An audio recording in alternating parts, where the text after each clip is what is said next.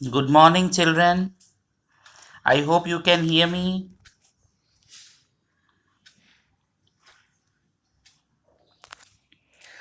Can you hear me, children?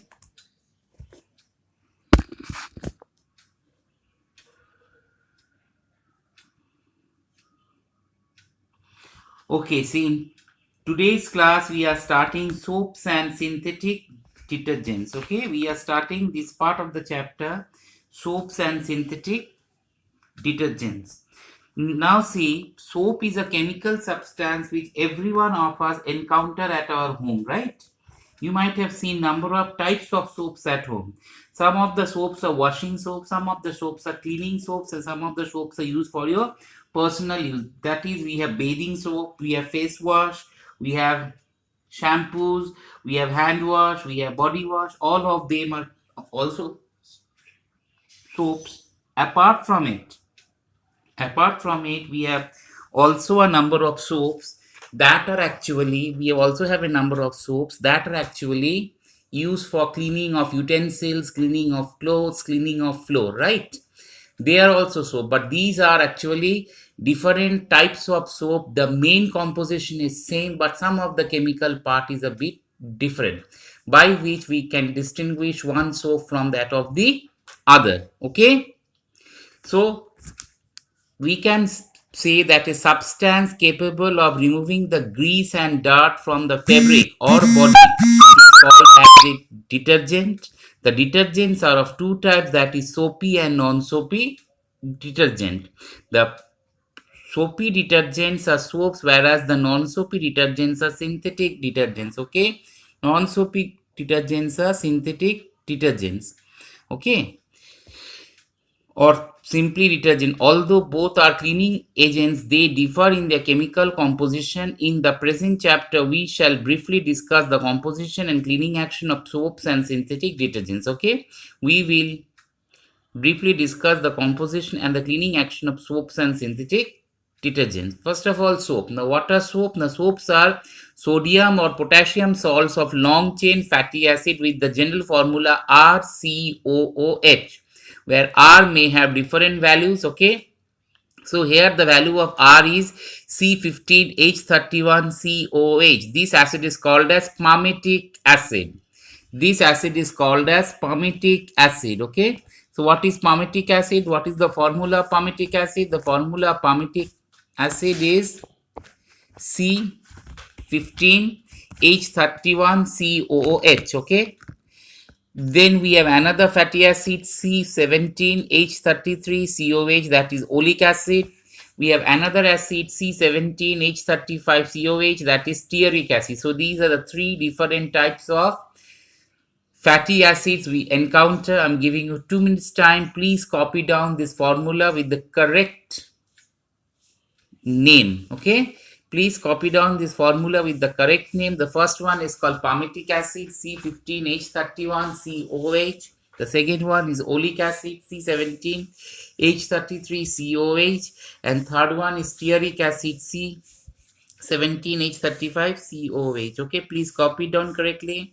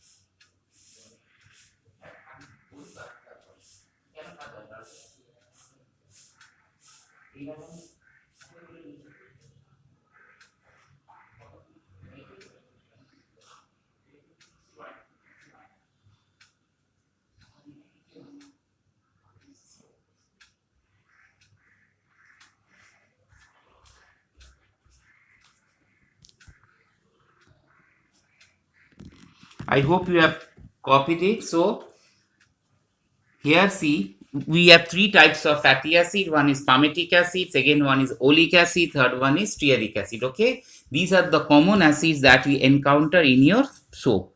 Okay, see, after that we have the next part of the chapter where, see, these fatty acids, see here, these fatty acids, these fatty acids exist as triesters of glycerol, which is a trihydric alcohol. These fatty acids exist as triester of glycerol, which is a trihydric alcohol.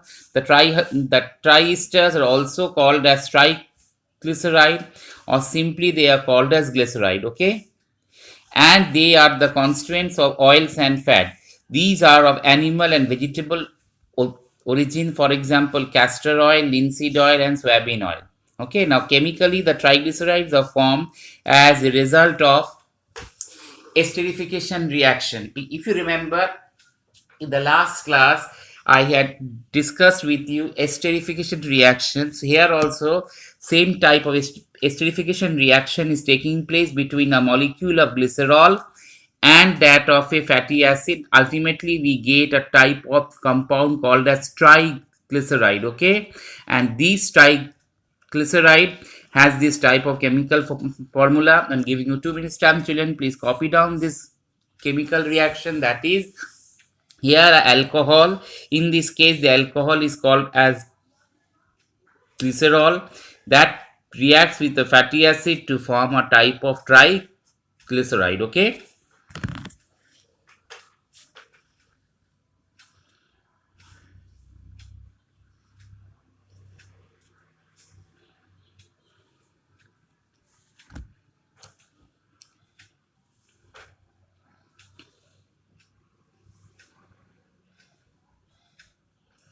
just copy it down, children.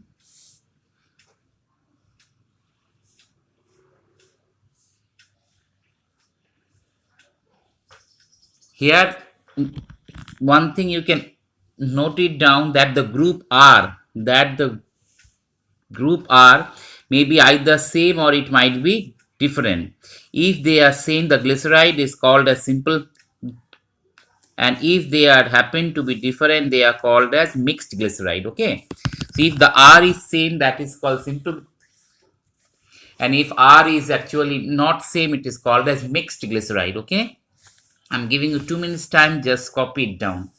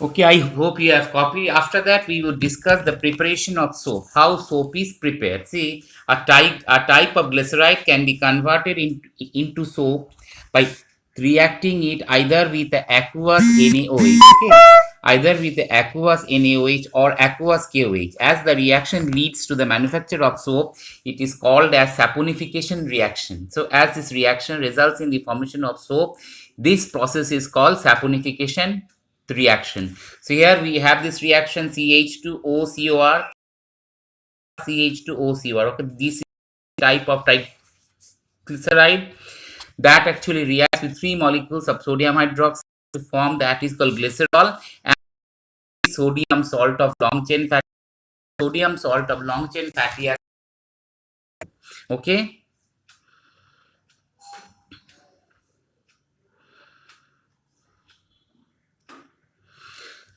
Now see how the process actually takes place. The process takes place that before that, copy down the reaction of saponification. Please copy down the reaction of saponification.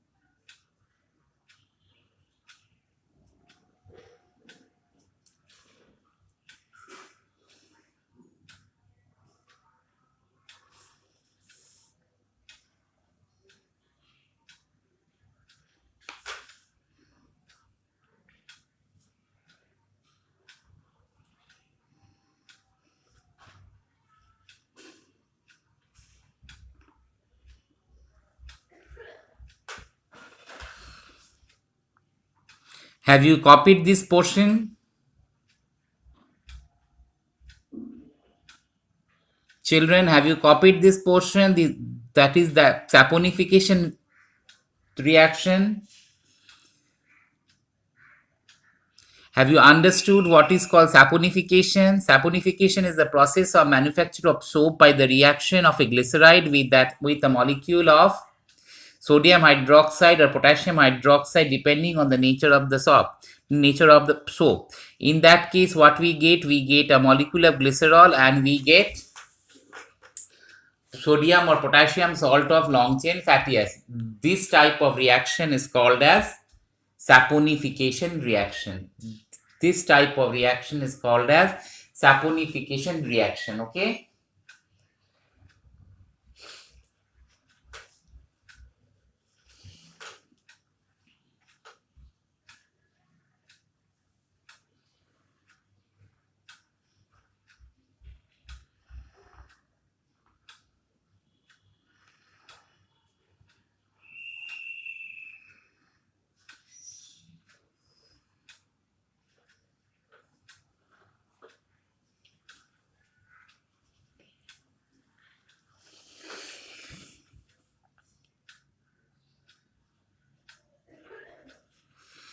Okay, now we are going to discuss how the process actually takes place. In this process, oil or fat is taken in a very big pan and heated.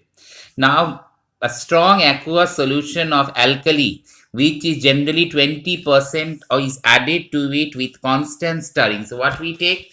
We actually take oil or fat in a big pan, then we add this strong aqueous solution of sodium hydroxide, a concentrated one. See, the alkali is a strong base, and we prepare a concentrated solution. We just stir it. As a result of saponification reaction, the products are soap and that is called soap and glycerol. The mixture containing them is quite thick and oily. In order to separate these, a calculated amount of sodium chloride or common salt is added. The mixture is allowed to cool. As a result, the soap, being lighter, rises up in the pan, while the glycerol, being oily, is left a separate layer. This process is known as salting out of soap. So what we do, we simply take the glycerol. In that, we simply take the oil or fat.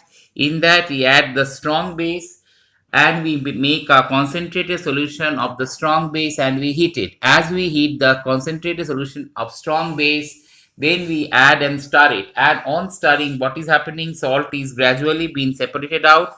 Now the separated out soap or the salt is further being separated by adding of common salt, because common salt helps in salting out the soap. In this way, we get the soap. Now see, the glycerol is a very useful byproduct of saponification reaction, it has been found to be even more useful than the soap. It has been found to be much more useful than that of the soap. So soap does not lather easily in hard water.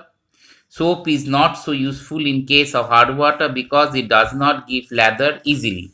So what is the greatest disadvantage of soap? The greatest disadvantage of soap is that soap does not show the cleaning action in case of hard water. Okay, actually the hardness of water is because of the bicarbonates of chlorides and sulfates of salts of calcium and magnesium present in hard water. Soaps, as we know, are the sodium salts of carboxylic acids, where R is a long chain alkyl group. When soaps are added to hard water containing calcium plus 2, magnesium plus 2 ions, the sodium salt present in soap are converted to their corresponding calcium and magnesium salts, which get precipitated as a scum, which get precipitated as that of a scum. So what is happening when this calcium salt or magnesium salt that is present in soap, that forms calcium stearate, okay? And calcium stearate, instead of forming the foam, instead of forming the bubbles, instead of forming the lather, it actually forms a scum. As a result, what happened? The action of soap is neutralized. As a result, what happened? The action of soap is neutralized, or we cannot do the action with that. That is called soap. So what is happening? See this reaction. The calcium and the magnesium ion that is present in soap, they will react to form calcium stearate. Calcium stearate does not form a lather, rather it forms a scum. Because of the scum formation, what is happening? Because of the scum formation, what is happening? It is actually destroying the soap action. Okay, and sodium salt is coming out. So hard water with soap, it form magnesium salt, and this sodium ion comes out. As a result, a lot of soap is wasted in the form of precipitate. As a result, what is happening? A lot of soap is wasted because of the precipitate formation, or the bubble formation does not take place. So soap becomes inactive. Because of the inactive nature of soap, what is happening? Soap is actually, the soap action gets destroyed. Soap does not show its cleaning action. I'm giving you 2 minutes time. Just copy down this reaction and just write it down. The greatest disadvantage of soap is that soap is inactive in a soap is inactive in that of hard water. If the water is hard, action of soap is zero. Okay, please copy it down, children.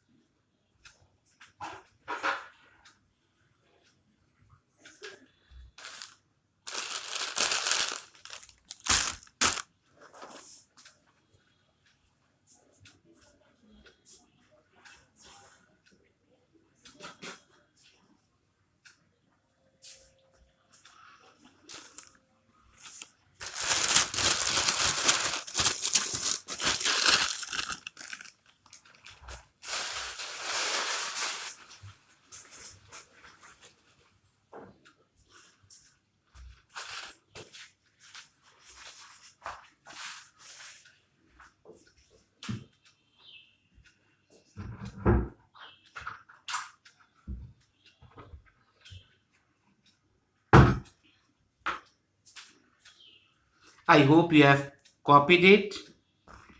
See, after that, we are going to discuss about that is called synthetic detergents. Okay, now what are synthetic detergents? See here, I think you can you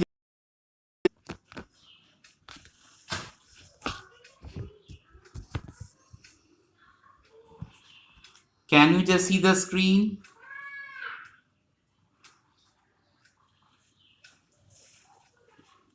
Children, can you just see the screen?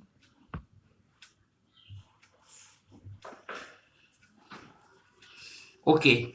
See, after that, we are going to discuss about synthetic detergent. Now, what are synthetic detergent? We have studied earlier that synthetic detergents are actually non-soapy detergents. Now, chemically, synthetic detergents are different from that, whereas soaps are the sodium salt of long chain fatty acid. A synthetic detergent are the sulfonic acids, and they are not the carboxylic acid. Actually, in a synthetic detergent, sodium salt or sulfonic acid is attached to a long chain of hydrocarbon. Attached to a long chain of hydrocarbons. We have this type of reactions. Okay, this is the soap molecule, this is the detergent molecule. Now, how does the cleaning action of soap and detergent takes place? See, both the soaps and detergent resemble in the cleaning action. They have two main parts. These are the non-polar hydrocarbon chain, which is a water repellent or a hydrophobic, and the polar carboxylic group as its salt, which is attracted towards the water or its hydro filling. The former is called as tail and the later is called the head. So can you just see a soap contains two parts. This is the long part, okay, this is the long part and this is the head. So this head is hydrophilic, that is water loving, and the tail is hydrophobic, that is water hating. So a soap actually consists of two major parts, the head and that of the tail. The head is actually hydrophilic and the tail is hydrophobic. So when to understand the cleaning action of the soap, you should understand that whenever we are putting soap in a portion which has to be cleaned, what is actually done in order to understand the cleaning action of both the soap and detergent. Let us try to analyze how the clothes become dirty. They first become oily because of perspiration coming out of the skin and also from the organic matter that is dispersed in the atmosphere. As a result, what happened, you might have noticed that the collars of your shirt, they become dirty, or the portion where the hand touches, these are the portions that become dirty, and we have to remove all those dirt and dust. So what is happening, there is a diagram that will make it much more clear. So can you just see, this is the fiber, okay. On the fiber of the fabric we have this type of dirt or dust. Now when the soap molecules come, you can see two parts are there. One is the red part, other is the blue part. See, the red part is the hydrophilic end, that is water loving, and the blue part is hydrophobic, that is water repellent. Now in that case, what is happening, all the grease they collect, and the blue part, which is actually oil loving, that actually sticks with the dirt, and after that what happens, this resembles and the whole of the dirt is been just been removed. In this way the cleaning action of soap takes place. I'm giving you 2 minutes time, just copy down this diagram.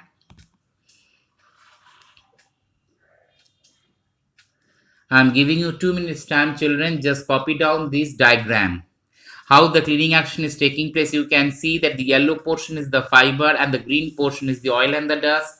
When the soap molecule comes, soap molecule contains of two parts. One is the oily part, other is the non-oily part. The oily part gets associated with here, okay, and the non-oily part stays over here. In this case, what is happening, the dirt and the dust, they are being removed. In this way the whole of the fabric becomes clean. Okay, just copy it down, children.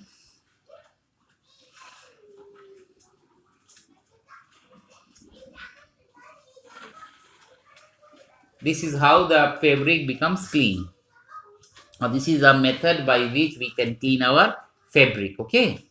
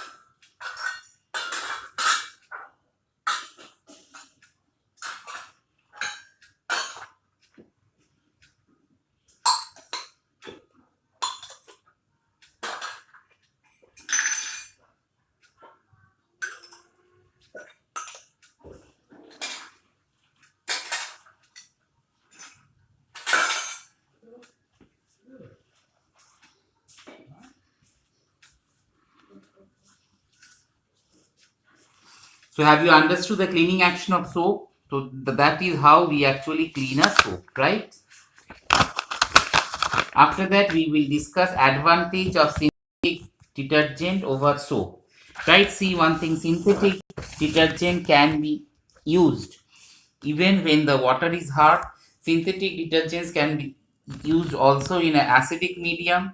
Okay, and synthetic detergents are soluble in water and hence they are much more lather than soap. Synthetic detergents have a better cleaning action than soap. Synthetic detergents does not cause irritation to the skin. Okay, these are the advantages. So the first advantage is that synthetic detergents can be used in case of hard water. Synthetic detergents can be used in acidic medium while synthetic detergents are soluble in case of water. Synthetic detergents have a better, I should say, cleaning action than that of soap. Synthetic detergents do not cause any irritation to that of the skin. These are some of the advantages of synthetic detergents. Okay.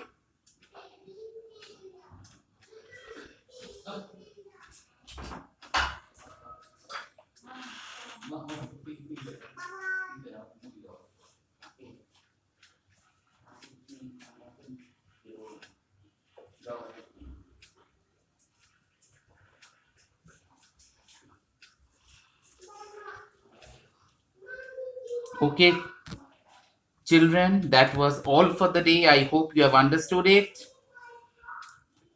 Goodbye. Thank you.